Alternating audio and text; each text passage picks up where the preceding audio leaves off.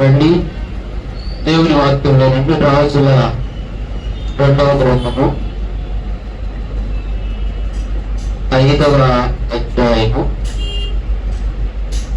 రాజుల 2వ గ్రంథము 5వ అధ్యాయము.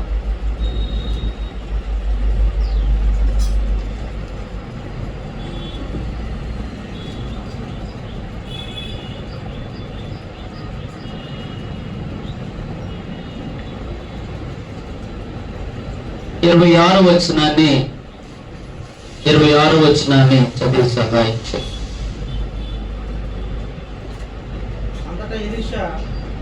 అంతటా ఎలీషా వానితో, ఆ మనుష్యుడు తన రథము దిగి నిన్ను ఎదుర్కొనుటకు తిరిగి వచ్చినప్పుడు నా మనస్సు నీతో కూడా రాలేదా? ద్రవ్యమును, వస్త్రములను, ఒలీవ చెట్ల తోటలను, ద్రాక్ష తోటలను, గొర్రెలను, ఎడ్లను, దాసీలను సంపాదించుకున్నటకు ఇది సమయమా? చాలా పిల్లరా, ఇక్కడ ఒక సేవకుడు ఒక శిష్యునితో మాట్లాడినటువంటి విషయాలు మనము చదువుకున్నాం.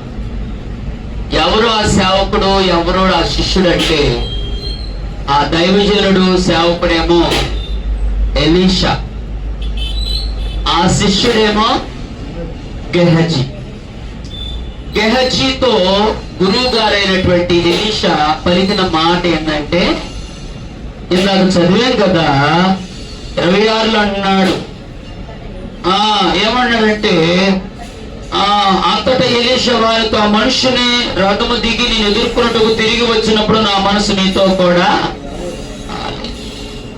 ద్రవ్యములను, వస్త్రములను, ఒలీవ చెట్లను,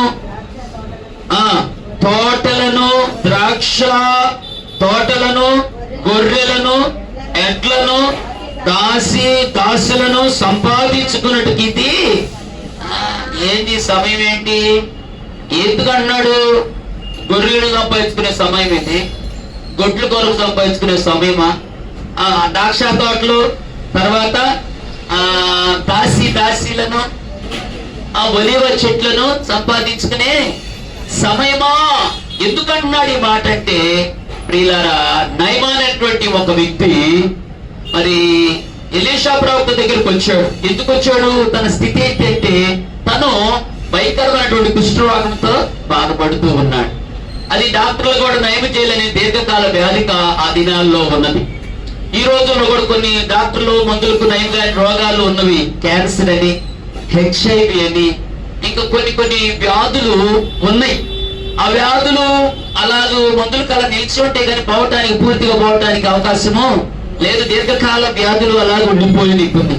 అలాగే ఆ దినాల్లో కుష్ఠరోగం కూడా వస్తే ఏళ్ళన్నీ కొరుకుపోయి రక్తము, చీము స్రవిస్తూ ఒక వాసన, దుర్వాసన వాటిని ఇచ్చేస్తూ ఉండేది. అయితే ప్రియులారా, ఆ యొక్క భయంకరమైన కుష్ఠరోగంతో బాధపడుతున్నటువంటి నయమాన్ యొక్క స్థితి మరి ఒక ఇంట్లో చిన్న పని పిల్ల ఇశ్రాయేలు చిన్నది చూసిందంట. అతనంట ఒక మంచి సైన్యాధిపతిగా ఉండి దేవుని చేత గొప్ప విజయాలు సాధించుకుంటూ దేవుని కృపను పొందుకుని దేవుడే అతనికి విజయాలిస్తూ ఆ సైన్యాధిపతిగా గొప్ప పేరు రాజు చేత పొందిన్నాడు. కానీ యుద్ధం చేసేటప్పుడు అని బ్లౌజులు, షూ వేసుకుని ఇంటికి వచ్చి చూసేలోకి గాయాలు, రక్తపు మరకలు చూసి ఇక పని పిల్లందంట, అమ్మా అయ్యగారు నిజంగా ఈ కుష్ఠరోగంతో మరి యుద్ధంకి వెళ్ళేటప్పుడు బూట్లు, సాక్సులు బాగానే ఉన్నది, కానీ ఇంటికి రాగానే తన స్థితి ఎట్లుంది? గాయాలు బాగా, రక్తం కారటం, చీము రావటం, మళ్ళీ కడుక్కోవటం, మందులు వేసుకోవటం, అయినా తగ్గకపోవటం. నిజంగా ఈ స్థితి, ఈ దీర్ఘకాల వ్యాధి, ఈ పరిస్థితి మారాలంటే మరి అయ్యగారు, ఇదిగో మా ఊర్లో ఒక ప్రవక్త ఉన్నాడు, ఒక దైవ సేవకుడు ఉన్నాడు, ఆయన దగ్గరికి వెళ్తే, ఆయన ప్రార్థన చేస్తే తప్పకుండా పూర్తిగా ఆ వ్యాధి ఏమైపోయింది? నయమైపోయింది, స్వస్థ వచ్చింది. మరి నేను చెబుతున్నాను అని ఆ పని పిల్ల యజమానురాలతో అంటే, యజమానురాలు తన భర్తతో అంటే, ఆ నయమాను ఏం చేసినట్టు ఆలోచన చేసి నిజంగా ఎన్నో ప్రయత్నాలు, ఎన్నో మందులు, ఎన్నో రకాలుగా వాడిన ఈ వ్యాధి బాలేదు కదా, ఒక యెహోవా ప్రవక్త కారణాడు ఆయన దగ్గరికి వెళ్దామని ఒక నిర్ణయం తీసుకుని నా వేర్పాటు ఇంకోరికి ఏం చేశాడంటే రాజుగారి దగ్గరికి వెళ్ళి, అయ్యా నేను పలానా ప్రాంతానికి వెళ్తున్నాను, నాకు తాకీదు రాసించండి, మీ దగ్గర మీరు పంపించారని చెప్పి తొందరగా రిసీవ్ చేసుకుంటారని రాజు దగ్గరికి వెళ్ళి పత్రం రాయించుకుని ఆ షోమ్రోను ప్రాంతానికి వెళ్ళినట్టుగా ఎలీషా ప్రవక్త అయితే, అప్పుడు ఎలీషా ప్రవక్త దగ్గరికి వెళ్తే ఆయన ఏం చేసినట్టే వచ్చేటప్పుడు వెళ్ళినప్పుడు ఏం చేశాడంటే ఎలీషా ప్రవక్త రోడ్డు మీద రథం మీద ఉన్నప్పుడే, అయ్యా ఎలీషా ప్రాంతం నుండి వచ్చాను అని అంటే, ఎలీషా అయ్యా రానాయన ఇంట్లోకి రా, చర్చిలోకి రా, ప్రార్థన చేస్తానని అనలేదా? రాజు గారు పంపించాడు, నాకు పలానా వ్యాధి అంటే ఎలీషా ప్రవక్త ఏం చేసినట్టే రథం రోడ్డు మీద ఉండగా ఆ పనివాడు వచ్చి ఎలీషా విభజించి ఉంటే ఆయన ప్రాంతంలో ఇలా చర్చిలో ఉండి, ఇదిగో రోడ్డు మీద ఉన్నటువంటి నయమాను అక్కడ యోర్దాను నదిలోకి వెళ్ళి 7 మార్లు నువ్వు స్నానం చేయలేడు ఓ అన్నాడు. ఆ పనివాడు వెళ్ళి గెహజీ చెప్పాడు. ఇందులోకి ఈ నయమానికి ఏమొచ్చింది? కోపం వచ్చి మండిపడి నయమాని యొక్క సైనికుడు కన్నాడు, ఎవరా ఏంటి భాష ఏంటి ఎంత నిర్ణయించి నేను ఆ దేశం నుండి రాజుగారు యొక్క ఒక ప్రతినిధిగా నేను వచ్చాను, కనీసం ఎక్కడి నుండి వచ్చాను ఏంటి పలకరించకుండా, లోపల రమ్మని పలకుండా ఏం చేయకుండా ఇలా నదిలోకి వెళ్ళిన సార్లు మునుగు నీ రాకపోయింది అంటాడు. ఏం చేస్తున్నాడు? అప్పుడు నయమాని పనయ్యా దయచేయండి, ఏంటో కష్టమైన పని చెప్పలేదు, 1000 టెంకాయలు కొట్టి గుడి చుట్టూరు తిరగమని చెప్పి ఒక పట్టుబట్టి కొట్టుకోవడం, ఒకటి మడిగట్టు తిరిగి కింద పొరలాడని చెప్పలేదు కదా, ఇంటి ఆడుకో గుంజడికి ఇది గుంజడి అని పనిలేకుండా చెప్పలేదు, ఈజీ కదా. ఒక్కసారి దైవజనుడు చెప్పాడు, ఆయన మాట విని వెళ్ళి మునగొచ్చుకంట ఆ మురికి నీళ్ళలో నేను మునుగుతాను, ఎందుకంటే శ్రేష్టమైన నదులు మన ఊరిలో లేవు, మన దేశంలో లేవు అని పని పెడుతుంటే ఏమో దైవజనుడు చెప్పాడుగా, ఎంత దూరం వచ్చామో ఒక ప్రయత్నం అంతేనా. సరే అక్కడికి వెళ్ళాడు, ఆ నదిలోనికి వెళ్ళి నువ్వు చదువుతున్నావు కాబట్టి నేను ప్రస్తుత రాకపోతే మాత్రం మర్యాద ఉండదు నీకు, ఇక ఏం చేస్తాను చూసుకోబోతున్నా. ఇక ఆయన సంగతి ఏమోగా, నేను మాత్రం ప్రభువా ఇది నాకు పరీక్ష లాగుంది, మా గురువు గారు ఆయన ఏమంటాడు కాబట్టి ఈయన మనసులో ప్రార్థన చేస్తున్నాడు. కానీ వెళ్ళాడు, దిగాడు, ఒకసారి మునిగాడు, 2 సార్లు మునిగాడు, 3 సార్లు, 4 సార్లు, 5 సార్లు మునిగిన చూసుకుంటే స్వస్థత లేదు. గురా గురా గురా గురా చెప్తున్నాడు ఒడ్డు ఉన్నటువంటి. నువ్వు నాయకు చూపుతున్న దగ్గర 2 సార్లు మునిగా అని చెప్పింది 7 కదా, ఒక్కోసారి మునిగన లేదు. పిల్లరా 7 అనగా సంపూర్ణ సంఖ్య. దేవుడు ఏం చెబితే చేయాలా, దైవ సేవకుడు చెప్పి చేశాడు. మునిగి 7వ దినాన్ని 7వ మునిగి లేవదని అంట. అతని దేహము పసిపిల్ల వారి దేహము మన పిల్లల్ని చూడగాలి, వారి ముఖాలు వారి దేహము ఎత్తుకుని ముద్దాడ అనిపించింది. అంత చక్కగా సున్నితంగా చక్కగా మృదువుగా వాళ్ళ యొక్క దేహాలు కానీ వారి శరీరాలు కానీ అంటే ఎత్తుకుంటాం, ముద్దొస్తారు పిల్లలు, మృదువైన దేహం. అలాంటి పసిపిల్లల వారి దేహము బాగా మారి ఆ కుష్ఠరోగం అంతా కూడా మాయమైపోయింది. దేవునికి స్తోత్రం, హల్లెలూయా. ఆ కుష్ఠరోగం మాయమైపోయిన వెంటనే అతనికి ఆనందానికి సంతోషాలకి ఏం లేదంటే హద్దులు. వెంటనే ఆయన బయలుదేరేటప్పుడే వచ్చాడు. బయలుదేరేటప్పుడేనంట అమ్మాయి చెప్పింది కాబట్టి నాకు గనక కుష్ఠరోగం పోతే వెండో బంగారమో వస్త్రాలు, విలువైన పొట్టు వస్త్రాలు ఏవో తీసుకుని రథంలో వేసుకుని వచ్చాడంట. నిజంగా ఆ దైవజనుడు ఇవ్వాలని వచ్చినప్పుడు ఆయన దగ్గరికి వెళ్ళలేదు, కానీ అక్కడికి వెళ్ళిన తర్వాత స్వస్థ రంగాలు ఆనందముతో పరిగెత్తుకుంటా రథం ఎక్కడికి వచ్చాడు, మళ్ళా ప్రవక్త అయినటువంటి ఎలీషా ఇంటికి లేకపోతే మందిరానికి వచ్చి నిజంగా ఆయన దగ్గర సాక్షిపడి, నమస్కారం అయ్యా, నిజంగా నీ దేవుడే గొప్ప దేవుడు, సర్వలోకములో ఈ లోకములో దేవతలు దేవుళ్ళ నిజము కాదు, కానీ నీవు ఆరాధించి నువ్వు నమ్ముకుని నువ్వు చెప్పిన దేవుడే నిజమైన దేవుడయ్యా. కాబట్టి నాకు ఎంత గొప్ప కార్యం తండ్రి చేశాడు, ఎన్నో తిప్పలు పడ్డాగా నాకు ప్రయోజనము ఈ రోజు స్వస్థ వచ్చింది. కాబట్టి ఇదిగో ఈ వెండి, ఇదిగో ఈ బంగారం, ఇదిగో ఈ ద్రవ్యం, ఇదిగో ఈ వస్త్రాలు, ఇదిగో తీసుకోమని వస్తే నూలు పోకూడ నాకు నీ వస్త్రాలొద్దు, నీ వెండొద్దు, నీ బంగారం వద్దు, నీ పొట్టు వస్త్రం ఏమొద్దు నాకు, యెహోవా ఇచ్చాడు, యెహోవా స్తుతి అని చక్కగా వెళ్ళిపోయి సాక్షి చెప్తున్నాను. బతిలాడే ఎందుకు తీసుకోవట్లేదు, ఏంటి అనిపించా గురువు గారు లేదు, ఇచ్చేవాళ్ళు కూడా కాదంటాడు. అది గురువు గారు శిష్యుడు ఉంటాడు రాజ్యం అనుకుంటాడు. పొరలేదు మా గురువు గారికి, పొరలేని పనులు. దేవుడు ఆశీర్వాదం తీసుకొచ్చి డబ్బులు, వెండి, బంగారం అన్ని రకాలుగా ఏంటంటే ఏం తీసుకోవడం మనసులో అనుకున్నాడు. అప్పుడు నేను కనుక నువ్వు ఇచ్చిన వెండి బంగారు వస్త్రాలు తీసుకుంటే నాకు ఓటనే రాలేదు, నేను డబ్బులు ఇచ్చాను, లేకపోతే నీ వస్త్రాలు ఇచ్చాను, నేను ఇచ్చాను అని మా దేవునికి మహిమ రాదు. డబ్బులు పెట్టి హాస్పిటల్లో వైద్యం చేసినట్టు ఏమో తీసుకెళ్తాను. ఇక ఈ మనసులో వల్ల ఏమైంది, పక్కన శిష్యుడి మనసులో ఏముంది, ఏమి అవకాశం బంగారు పెట్టానన్నాడు. మా గురువు గారు ఏం తీసుకోవట్లేదు, నేనన్నా తీసుకుని దాటిపోతున్నాను నీళ్ళు పరిగెత్తుకొట్టేది అటువంటి మన నా భార్య బంగారు పరిస్థితి ఏమండి ఏమీ లేకపోయాడు. నాకు సౌర్యాలు తీసుకొచ్చుకున్నామని ఏం చేశాడు, ఆయన వెళ్ళిపోయాడు, నమస్కారం చేశాడు, ఆయన ప్రార్థన చేసుకుని వెళ్ళిపోయి రథం కొంత దూరం వెళ్ళగాలి. ఈ గహజీ ఏం చేశాడంటే పరిగెత్తుకుంటా రథం వెంట పరిగెత్తుతూ ఉన్నాడు. వెళ్ళిపోయి అయ్యా నయమాన్ గారు అనగా కేకలు వెంటనే రథం ఆపి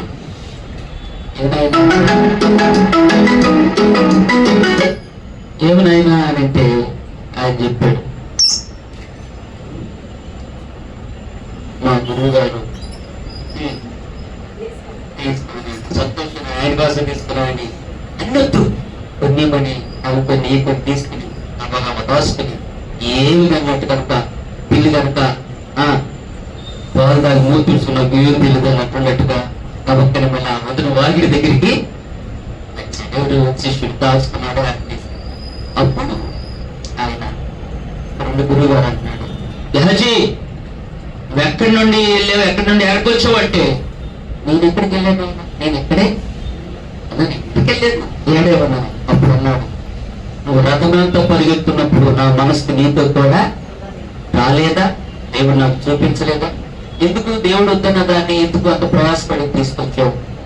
అప్పుడు అన్నాడు, ద్రాక్ష చెట్లను, ద్రవ్యమును, ధాన్యమును, ద్రాక్ష తోటను, అంజూరపు చెట్లను, దాస్యాదాస్యులను సంపాదించుకోవడానికి ఇది సమయమా, ఇది సమయమా, ఈ సమయం ఏది సంపాదించుకునే సమయం కాదు. ఎందుకు ఈ పని చేసావు, ఇదే సమయము దేవుని సన్నిధిలో ఉండే సమయం, ఇదే సమయము దేవుని పని చేసే సమయము, ఎందుకు ఎలా చేసావు, ఇది సమయము కానీ. కాబట్టి నీవు దేవుని పని చేయకుండా వాటి కొరకు పరిగెత్తు ప్రయాసపడుతున్న సంపాదన కొరకని ఆ నయమానకు పోయినటువంటి కుష్ఠరోగము నీకు నీ సంతానానికి ఒక జనరేషన్ కాదంట. ఆ కింద వచ్చిన కదా నేను చదివిందంటే ఏమంటాడు,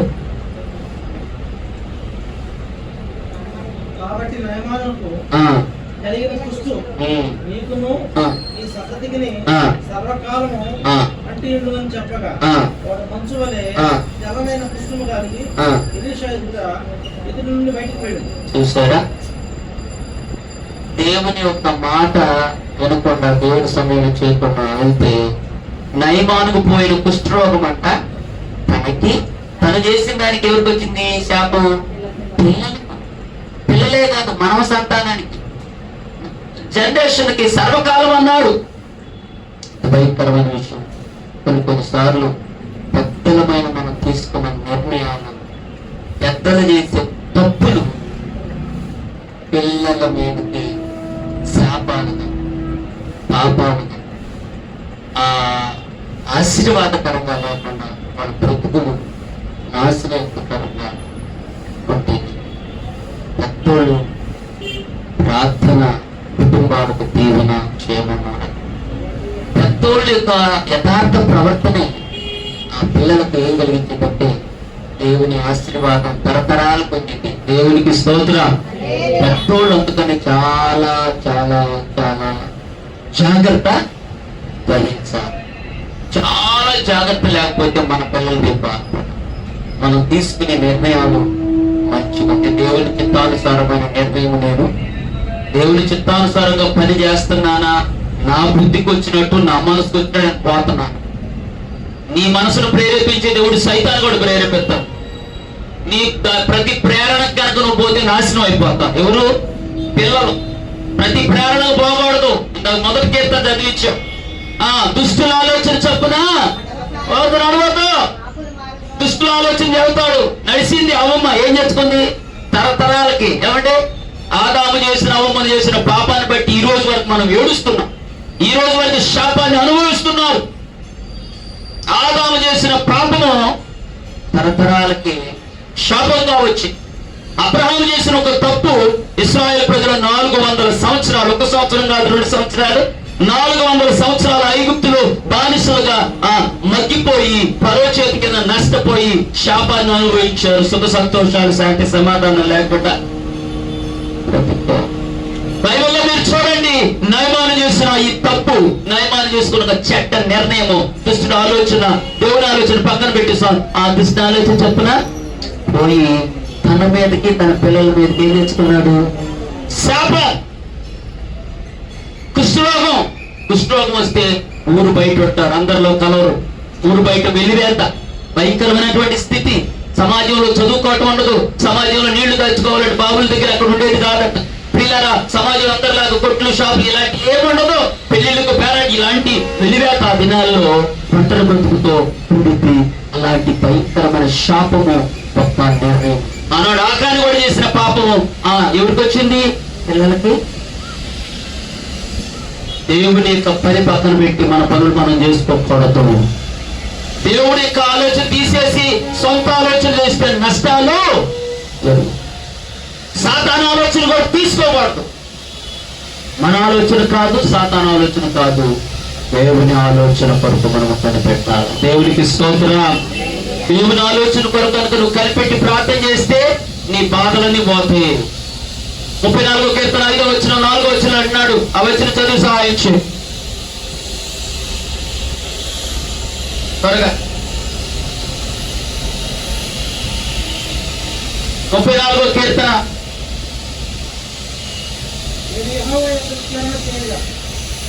చదువు. ఎన్నో వచ్చిన బ్రదర్? నేను యెహోవా యొద్ద విచారణ చేయగా ఆయన నాకు ఉత్తరం ఇచ్చెను. నాకు కలిగిన భయములన్నిటిలో నుండి ఆయన నన్ను తప్పించును. ఆయన తట్టు చూడగా వెలుగు కలిగి వారి ముఖములు అన్నాడు లజ్జింపకపోవును. ఈ దీనుడు మొరపెట్టగా యెహోవా ఆలకించెను. శ్రమలన్నిట్లో నుండి, అదండి శ్రమలన్నిట్లో నుండి దేవుడు, నువ్వు ఒక సమస్య వచ్చినప్పుడు, ఒక శోధన వచ్చినప్పుడు, ఒక పరిస్థితుల్లో నీవు నీ ఆలోచన చేయొద్దు. నా ఆలోచన కాదు, సాతాను పెట్టే ప్రేరేపణ కాదు, దేవుని యొక్క విచారణ చేయి. ప్రభువా ఏంటి ఈ విషయంలో చెప్తాం? ప్రభువా ఏంటి ఈ యొక్క ఆలోచన నా బిడ్డల పట్ల, నా పట్ల? నేను ఈ పలానా పని, పలానా వ్యాపారం, పలానా యొక్క పరిస్థితి ఉన్నది, ఉద్యోగము, పిల్లల చదువులు, వివాహము, ప్రభువా ఏంటి ఏంటి చిత్తము అని అవసరమైతే 1 వారం, 2 వారం, 4 రోజులు కూర్చో. విచారణ చేస్తే దేవుడు తప్పకుండా నీకు ఆ విషయాలు బయలుపరుస్తారు. కళల ద్వారాను, దర్శనముల ద్వారాను, ఆ ప్రియులారా ప్రవక్తల ద్వారాను, సేవకుల ద్వారాను నీకు దేవుని చిత్తము ఏమైతామా బయలుపరచబడింది, తెలియపరచబడింది. అప్పుడు దేవుని చిత్తమును చేస్తే అప్పుడు అంటాడు, నాకు కలిగిన భయములన్నిటిలో నుండి నన్ను తప్పించాడు. హల్లెలూయా. మాత్రమే కాదు, నాకు కలిగినటువంటి భయములన్నిటిలో నుండి ఆయన నన్ను తప్పించాడు. శ్రమలన్నిటిలో నుండి కూడా బయటకు వచ్చేసాడు. విచారణ చెయ్యాల. దేవుని ఆలోచన నా ఆలోచన, లేకపోతే దేవుని ఆలోచన ఇది సాతాను యొక్క అని మనం అంటాం. ప్రతి విషయాన్ని గమనించుకుని మనం చేస్తే, మనము దేవుని చిత్తానుసారంగా తీసుకునే నిర్ణయం ప్రకారం చేస్తే, మన తర్వాత వచ్చే మనకు, మన బిడ్డలకు, తర్వాత జనరేషన్స్ కి ఆశీర్వాదకరమైన పరిస్థితులు మనం పోయినా కానీ వాళ్ళు చక్కగా క్షేమంగా, ఆనందంగా, ఆశీర్వాదకరంగా ఉంటారు. లేకపోతే అనాథులైపోతారు, దిక్కులేని వాళ్ళు అయిపోతారు. లేకపోతే శాపంతో కొన్ని పరిస్థితులు నయమాను చేసిన ఆ పని ఏంటంటే వద్దు దైవ సేవకుడు చెప్తే కావాలని పోయాడు. ఎంత లెక్కలేపాడు అతనికి.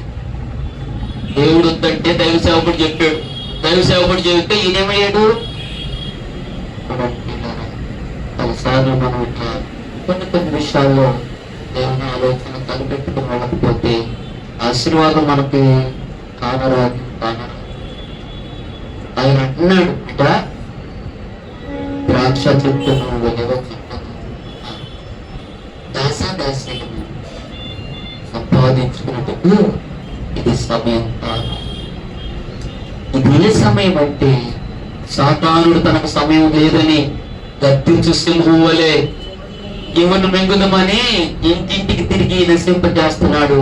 సాతానుతో పోరాడే సమయం ఇది. హల్లెలూయా. శత్రువుతో యుద్ధం చేసే సమయం ఇది. హల్లెలూయా. నీ బిడ్డల కొరకు, నీ కుటుంబం కొరకు, నీ కొరకు ప్రార్థనలో చేతులు ఎత్తి పోరాడి ప్రార్థన చేస్తే ఆ శత్రువు దాడి, శత్రువు శోధన, శత్రువు ఏది నీ మీద దాడి చేయకుండా దేవుడు కాపాడతాడు. కాబట్టి ఇది ప్రార్థించే సమయము, శత్రువును ఓడించే సమయం, శత్రువుతో యుద్ధము చేసే సమయం. అదే ప్రకటన గ్రంథం 12:12 అంటాడు. చదవవసరం లేదు. శత్రువుతో యుద్ధము చేసే, దేవుడితో యుద్ధం చేసి శత్రువుతో యుద్ధం చేయకుండా నువ్వు ఆ సమయమును ఎక్కడెక్కడో దేవుడి సమయం దొంగిలించి యుద్ధం చేసేటప్పుడు నువ్వు ఏడాడో తిరిగితే, ఏదేదో చేస్తే, దేవుడి సమయం దొంగిలిస్తే నువ్వు ఖచ్చితంగా స్వాదంలో పడిపోతావు, చిక్కులో పడిపోతావు, ఇబ్బందుల్లో ఎదుర్కోవాల్సి వస్తుంది. ఒక్క ఎగ్జాంపుల్ చెప్పి ముగించేస్తా. సమూయేలు రాసినటువంటి 2వ గ్రంథం 11వ అధ్యాయం 1వ వచనం చదవండి. బైబిల్ వారందరూ చూడండి.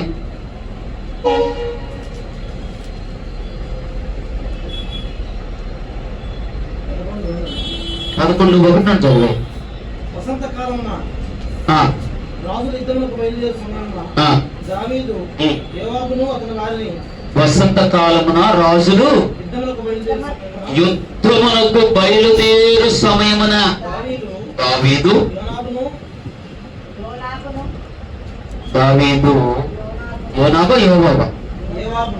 యోవాబును అతని వారిని ఇశ్రాయేలందరినీ పంపగా వారు అమ్మోనీయులను సంహరించి రబ్బా పట్టణమును ముట్టడి వేసి, అయితే దావీదు యెరూషలేమునందు నిలిచి.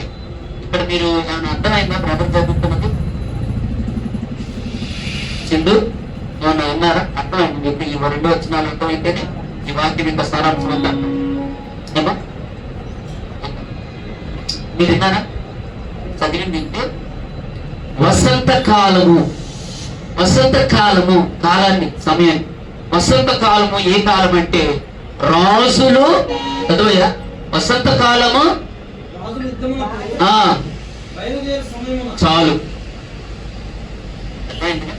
వసంతకాలము అంటే రాజులు యుద్ధానికి బయలుదేరే సమయము. యుద్ధం చేయడానికి రెడీ అయిపోయి, ఎందుకు శత్రువు పొంచి ఉన్నాడు, మీదకి వచ్చేస్తున్నాడు. శత్రువు కనుక నువ్వు యుద్ధానికి రెడీ అయిపోయి యుద్ధంతో పోట్లాడడానికి కత్తులు, ఆయుధాలు తీసుకుని శత్రువు ఆ వ్యక్తులతో పోరాడకపోతే వాడు నీ మీదకి వచ్చి నిన్ను, నీ పిల్లల్ని, నీ యొక్క సంపదను దోసుకుని నేను చంపేసి దేశాన్ని స్వాధీనపరచుకోవడానికి రెడీ అయిపోయాడు. అంటే అది ఏ సమయం అంటే రాజులైన వారు యుద్ధానికి సిద్ధపడి శత్రువుతో యుద్ధం చేయవలసిన సమయం. అయితే ఇక్కడ రాజైన దావీదు ఎక్కడున్నాడు? యుద్ధానికి రెడీ అయ్యి యుద్ధానికి వెళ్ళే సమయంలోనంట వాళ్ళని అమోనీయుల దగ్గరికి పంపించేసి ఈయన మాత్రము యెరూషలేములో నిలబడ్డాడు. యెరూషలేములో నిలబడే సమయం ఇది.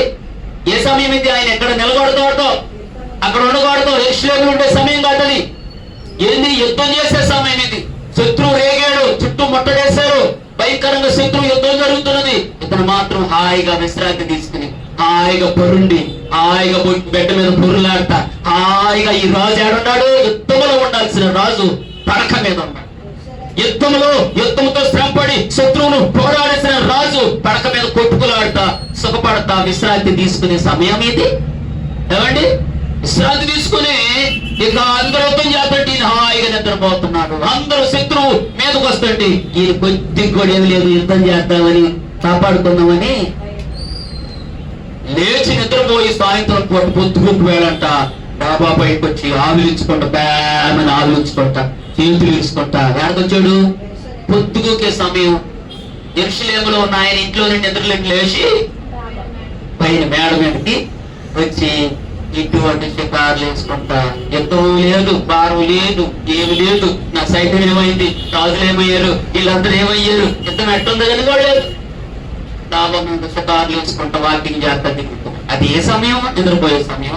అది ఏ సమయం? షికారులు వేసుకునే సమయం. అది ఏ సమయం? వాకింగ్ చేసే సమయం కాదు. యుద్ధం జరుగుతుంటే ఈ నిశ్చింత లేకుండా కూర్చున్నా, భారం లేకుండా కూర్చున్నా, పోరాటం లేదు ఇతని జీవితంలో.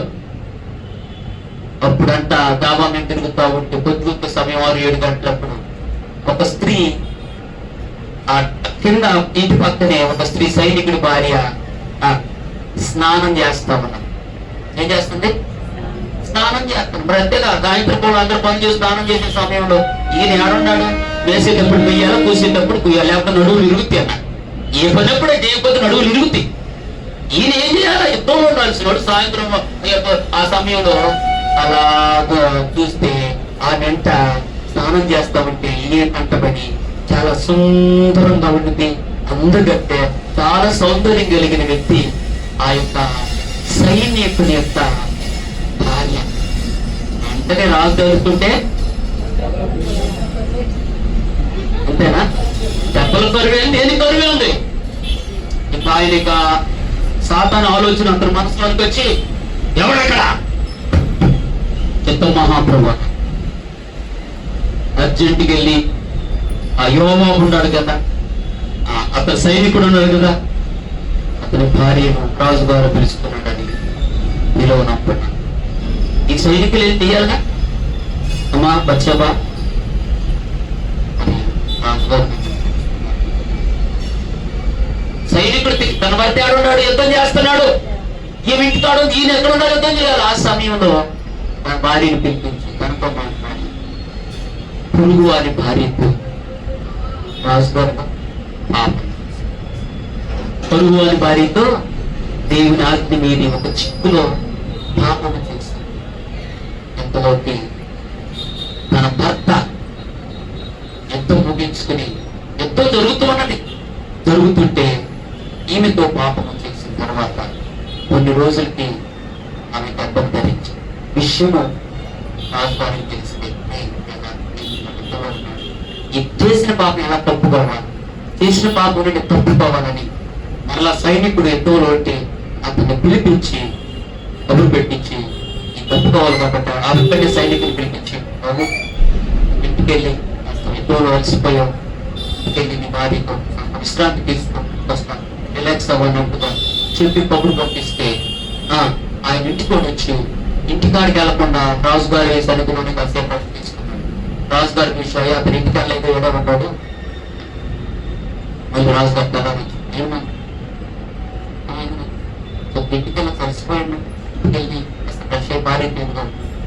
అప్పుడు ఆయన అంటాడు, రాజా భార్య అక్కడ యుద్ధం జరుగుతుంది, ఏ మాట చెప్పండి. ఆయన ఏమంటాడు? సైనికుడు ఏమంటాడు చూడండి. ఉరియా, ఆయన పేరు క్షమించాం. ఏం చెప్పండి అమ్మా? ఉరియా అయితే ఏమంటున్నాడు చదవండి ఆ మాట. ఇది సమయాలు రాసినటువంటి 2వ గ్రంథం 11వ అధ్యాయములో ఉరియాతో ఇలా మాట్లాడుతున్నాడు. లేకపోతే 5 నుండి చదువు ఎంతమైంది? ఆ స్త్రీ గర్భము దావీదునకు వర్తమానం పంపగా పుత్రుడు ఉరియాను అదుగొమ్మని ఆజ్ఞయించింది. ఉరియా రాగా దావీదు యోవాబు యోగక్షేమములను యుద్ధ సమాచారమును తెలుసుకున్నా. తర్వాత దావీదు ఇంటికి పోయి శ్రమ తీర్చుకోమని ఉరియా సెలవిగా ఉరియా రాజనగర్లో నుండి బయలువెళ్ళింది. అతని వెనక రాజు అప్పు పలహారములు పంపింది.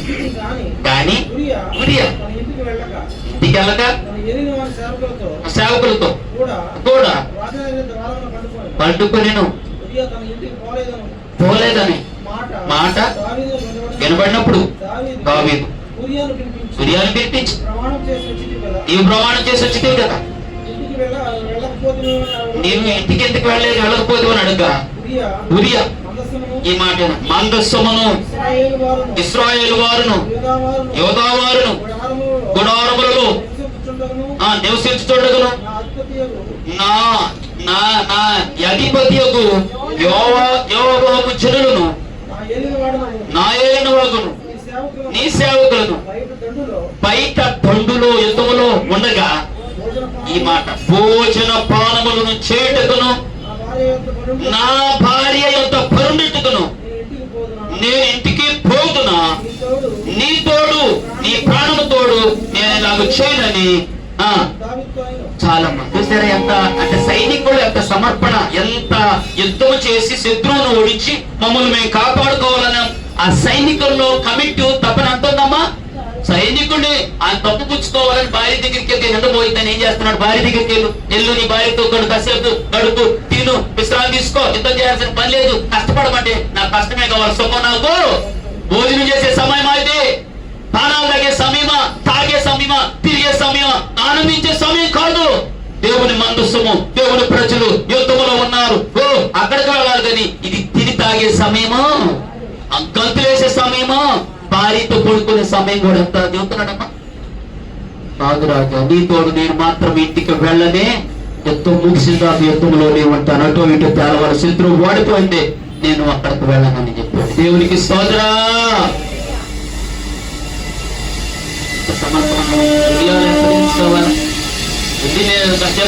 లేదు, దేవుని కొరకు నేను సాతాన్ని చేయాలా, పోరాటం ఉందమ్మా, తపనందమ్మా చెయ్యాలని. అది రావాలి, మనంతా ఉరియా లాంటి మనసు రావాలా. దేవునికి స్తోత్ర. తినే తాగే సమయం కాదు, ఇది తిరిగే సమయం కాదు, దేవుని పని చేసే సమయం. హల్లెలూయా. ఆ సమర్పణతో ఉన్నాడు. దావీదు బుర్ర పోయింది, ఏంట్రా నేను పలహారాలు పంపించేది, ఫుడ్ పంపించేది, ఇంటికి వెళ్ళాను, సంతోషపడరా పనులతో ఎందుగా అంటే ఏం చేయాలి? ఇదే సైకిల్ రా, నమ్మకమైనాడు అనుకుని నేను చేసేది ఒక్కో ప్లాన్ చేసేది. ఇది ఫెయిల్ అయిపోయింది ప్లాన్, తప్పు. అప్పుడు ఆలోచన చేసి మరి ఎంత ఆలోచన వచ్చింది, ఒక లెటర్ రాశాడు. అక్కడ యుద్ధం చేసే సైన్యాధిపతి ఓవాబు ఉన్నాడు, ఆయనకు ఒక లెటర్ రాశాడు. ఓవాబు, నేను ఈ లెటర్ రాస్తున్నాను, ఉరియా ఈ సైనికుడు వస్తున్నాడు, వాడికి సీటించి పంపుతున్నాను, యుద్ధ రంగంలో ముందు లైన్లో పెట్టేట్టు, ఎవరైనా కత్తి తీసుకునేసి చస్తాడు, కాబట్టి వీడు వస్తున్నాడు, యూరియాని వెనక బాగా పెట్టబాకు, యుద్ధం చేసే లైన్ ఎక్కడ పెట్టమన్నాడు? ఫ్రంట్ ఫ్లోర్ లో పెట్టు, అప్పుడు యుద్ధం చేసేటప్పుడు శత్రువులు కాగితాలు పడి వాడు చస్తాడు. ఈ ప్లాన్ నాకు 5 సంవత్సరం చేసి పత్రం రాసి యూరియాని చంపించమని పత్రం రాసి ఎవరి చేత పంపిస్తున్నారు? పత్రం ఫోల్డ్ చేసి ఆయనతోనే ఏం చేశాడు? యూరియా ఈ లెటర్ ఎవరో ఇవ్వు అని ఆ లెటర్ రాశాడు. వాస్తవంగా ఆయన లెటర్లే కదని మన బొడ్డు అయితే చెప్పడం అని చెప్పు తీశాను. కానీ నిజంగా తన మరణాన్ని ఒక ఉత్తర రూపంలో ఆయన్ని తీసుకెళ్ళి మళ్ళీ బయలుదేరి యుద్ధాలుగా ధరించి అక్కడికి వెళ్ళి చూపించాడు. అయ్యారు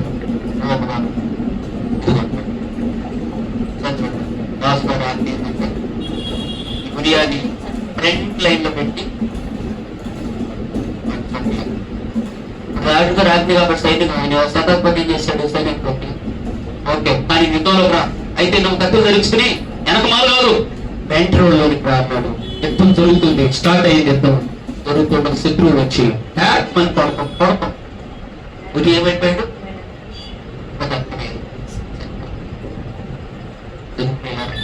ఒక తప్పు చేసి దాని తప్పులు తప్పు పెట్టుకోవడానికి ఎన్ని తప్పులు వచ్చినాయి? సమయాన్ని ఏ సమయంలో చేతి తప్పుల్లో ఈ స్వప్నంలో చిక్కుకునేవాడా? తప్పు చేసి భార్య విషయంలో తప్పు చేశాడు, పొదుపు భర్తను పడి ఏం చేశాడు? యుద్ధకాలం అది, రాజు యుద్ధం చేసే సమయంలో నిద్రపోతా ఉన్నాడు, రాజు యుద్ధం చేసే సమయంలో తింటాగ్నం గందరగోళం చేస్తున్నాడు. ఇది సమయము కాదు. ఎటు చూచినా యుద్ధ సమాచారాలే, ఎటు చూసినా కరువులు కాటకాలే ఇది సమయమా అని ఒక చక్కని పాట. నిజంగా దేవుని సన్నిధిలో ఏ సమయంలో పని ఇది సంపాదించుకునే సమయం, ఇది దేవుని సమయం.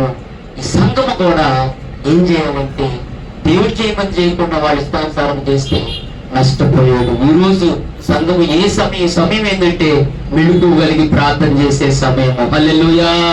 ప్రార్థన చేయాల, శత్రువు పొంచి ఉన్నది. నా జనులు హతులైపోతుంటే కన్నీళ్లు మున్నీళ్ళుగా ఆ యొక్క ప్రవక్త నా జనుల్లో హతులైపోతున్న వారు నా కన్నీరు మూటగాను తన జలమయంగా మారిపోతుందంట. ఇది ప్రార్థించే సమయము, స్వార్థ ప్రార్థించే సమయము, శత్రువును జయించే సమయము, ఆత్మను రక్షించే సమయము. కోతెంతో విస్తారముగా కానీ కోసేటి పనివారు ఇది కోతకు సమయం, పనివారి తరుణం, ప్రార్థన చేయుదాము. ఈ సమయం ఏంది? కోత పోసే సమయం. దేవుని ఆత్మల మనం ప్రార్థించే సమయం, శత్రువుని ఎదిరించే సమయం. రక్షణ పొందకుండా అనేక మంది మన ఇళ్లలో చనిపోతున్నారు, దేశంలో చనిపోతున్నారు. వారందరూ నశించి నరకానికి వెళ్ళిపోతారు. కాబట్టి స్వార్థ భారముతో ఆ పాత కొయ్యటానికి, ఆత్మను రక్షించడానికి, దేవుని పని చేయటానికి ఈ రోజు సంఘం ఏం చేయాలంటే నడుము ఒక ఉరియా లాంటి నమ్మకమైనటువంటి వ్యక్తులు. ఆయన సుఖపడమంటే వద్దు, యుద్ధం చేస్తా, శత్రువులు జయిస్తా, కోతకు వస్తానని ఉరియా వెళ్ళాడు. ఆ ఉరియా లాంటి మంచి మనసు ఈ రోజు మనకి, మన క్రైస్తవ సంఘాలకు వచ్చును గాక. హల్లెలూయా.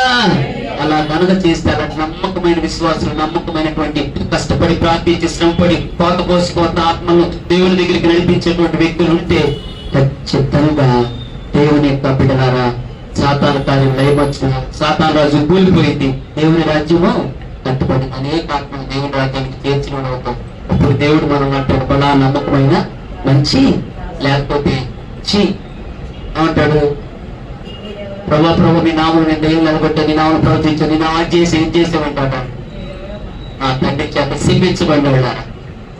మీరెవరో తెలియదు. సాతానికి తన దూతలకి సిద్ధపరిచిన నరకంలో కొట్టేది నెట్టి వేస్తాను. కానీ ఉదయాలాగా నమ్మకంగా దేవుడి కొరకు ప్రాచీన కలిగి భారం కలిగి చేస్తే ఖచ్చితంగా దేవుడు రాజ్యములో స్థానం ఉండేది, దేవుని ఎదురులో బహుమానం ఉండేది. ఈ లోకములో దీవెన ఆశీర్వాదాలు మన మీదకి వస్తే దేవుని నామానికి స్తోత్రం కలుగును గాక. కాబట్టి ప్రియులారా, అలాంటి విశ్వాసము మనకి అవసరమైనది కనుక నేను ముగించుకు మాట్లాడుతాను. ఆ యొక్క నయమాను ఇది సమయమా? ఏం సంపాదించుకోవాలి మనం ఇప్పుడు ఈ సమయాల్లో? కోత వేసే సమయం, ప్రార్థన చేసే సమయం, ఆత్మలను సంఘంలోనికి కూర్చుకునే సమయం. ఇది నడుము బిగించే నిద్రపోయే సంతనేసి ప్రభన్నాడు. ఒక్క గడిన నాతో కూడా మేలుకుని ఉండలేరా? ఎప్పుడు తింటున్నారు, తాగుతూ నిద్రపోతున్నారు కదా, ఒక్క గడి అయినా నాతో మీరు మేలుకుని ఉండలేరా పెట్టారు. దేవుడు ప్రశ్నిస్తున్నాడు, దేవుడు అడుగుతున్నాడు. దేవుని అంటారా? దేవుని కొరకు ఒక్క గడి అయినా పని చేసేవారు దేవునికి ఇష్టం. ఒక మాట చెప్పి ముద్దించేస్తాను. భక్తులు భారం ఎట్లుందంటే ఇరవై గ్రంథం 9వ అధ్యాయం కూడా చెప్తాను. ఆ మాట చెప్పి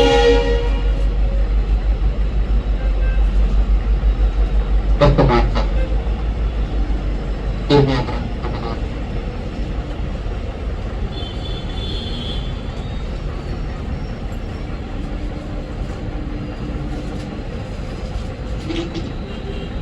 అందరికీ బైబిల్ వారందరికీ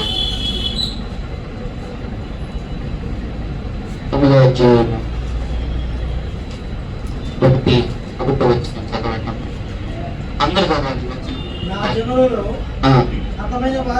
నా జనులలో హతమైన వారిని గురించి నేను దివారాత్రము కన్నీరు విడిచినట్లు నా తల జలమయముగాను, నా కన్నులు కన్నీళ్లు ఊటుగాను.